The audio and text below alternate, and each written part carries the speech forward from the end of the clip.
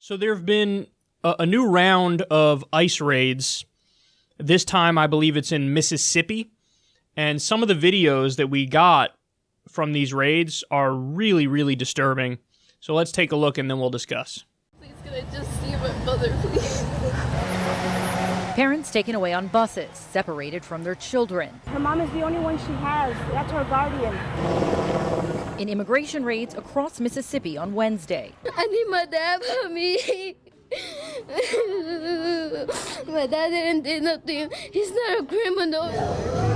Many children left behind at schools and daycares. One gym in a nearby town offering to house and feed children who were separated from their parents. I understand the law and how everything works, and everything has a system, but everybody needs to hold the kids first and foremost in their mind. Today, anxious family members are trying to locate their loved ones who were arrested. There's a website that we were told that we could find anyone that's been processed and detained. I haven't been found a single person. One woman telling CNN her husband, who has a heart condition, was arrested, leaving her and their 5-year-old son with no one to help them. He asks me for his dad, where he is, and I tell him he's not here. I told him they took him, and he starts to cry because he needs him. A total of 680 detentions at 7 food processing plants across 6 cities in Mississippi. Officials calling it the largest single-state immigration enforcement operation ever in the U.S. While we are a nation of immigrants, more than that, we are first and foremost a nation of laws. The raids on the heels of the El Paso shooting, where Latinos were purposely targeted, also came on the first day of school for those children. An ICE official telling CNN they did consider the impact on children and worked with school administrators, adding, quote, "This was planned for months, well before El Paso. We did this under past presidents. This is business as usual for us." Some detainees released overnight with ankle monitors like this. As White House officials tell CNN, ICE is scrambling to reunite some parents with their children because of child care issues, many of whom were placed with volunteers and strangers. Well, they're definitely right about the fact that this is not new. This has been happening under multiple administrations, but that doesn't make it right. You know, that's their deflection, but that doesn't really address whether or not this is something we should be doing. And I submit to you, it's certainly not something we should be doing. Now, would I say, let's ban all deportations? No. I mean, there's some people who say that. I'm not one of those people. Because I have no problem with taking some sort of action against people who are undocumented immigrants, but also violent criminals. In fact, I'm perfectly comfortable with those folks being deported. But when you talk about what they're doing here, this most certainly is not that. It's not even close. And in fact, there were a few moments that stuck out to me there, but the one that hit me hardest was they were doing these raids at at multiple food processing plants. So think about that. They're going to where people are working to provide for their families. So right there, that notion of like, oh, undocumented immigrants just come here and they're criminals, or they're just lazy and they sit down all day and take welfare. Well, if you're an undocumented immigrant, you can't even get welfare, but I digress from that. No, these are people who are working at food processing plants. So they're just being productive members of society, and they're trying to raise their families and give their kids a shot at a better life.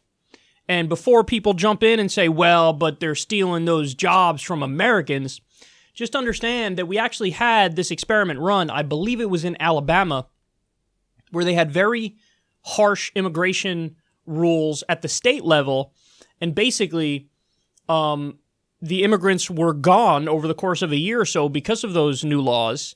And then the businesses were begging for the immigrants to come back because, and this is not me speaking, this is them speaking. They said Americans were not doing those jobs. They just weren't doing them. So it's almost like immigrants are absolutely necessary for the country to function. It's almost like it's like that. Now, by the way, I would also argue that people should be getting a living wage. 100% they should be getting a living wage. There should be a path to citizenship, and then everybody should get a living wage. So even if you're concerned about the undercutting of, U.S. workers and their wages being undercut by undocumented immigrants who are willing to work for less, well, then your response to that should be, your answer to that should be, which is why we need immigration reform and a path to citizenship so that these people would also make a living wage when they take a job. So it's funny because it's counterintuitive. Conservatives think they're making their own argument when they say, well, we got people coming here undercutting wages for U.S. workers. But the real response to that, the most reasonable, straightforward response to that is, which is why we need a path to citizenship so that everybody would make a living wage. So there's no undercutting happening at all.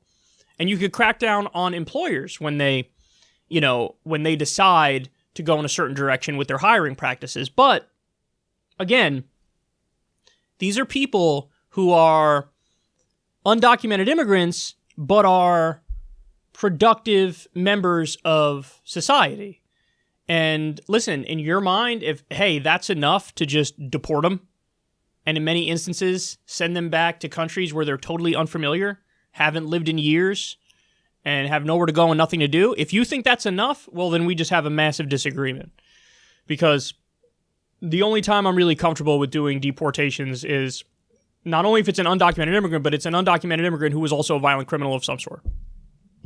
Then I'm fine with it. But with what we're seeing here, I'm certainly not fine with it at all, because these are productive members of society.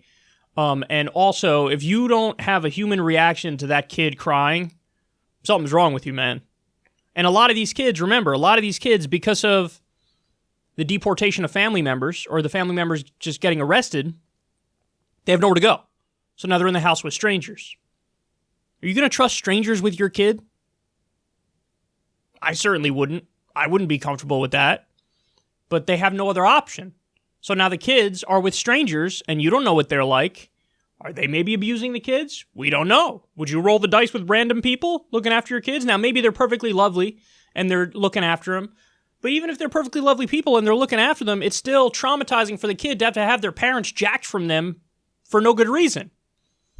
So, listen, I don't care whether this stuff happens under Clinton, Bush, Obama, or Trump.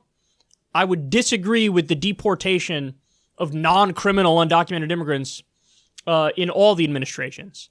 And we definitely need to reform the system to stop this stuff, because what a tremendous waste of time and resources, and why needlessly destroy the lives of not just the immigrants, but also their kids. It just seems so cruel and unnecessary and silly and wrong. So, we can have a better system than this. We can be more humane than this. And unfortunately, there appears to be nothing getting in the way of this pretty gross business as usual.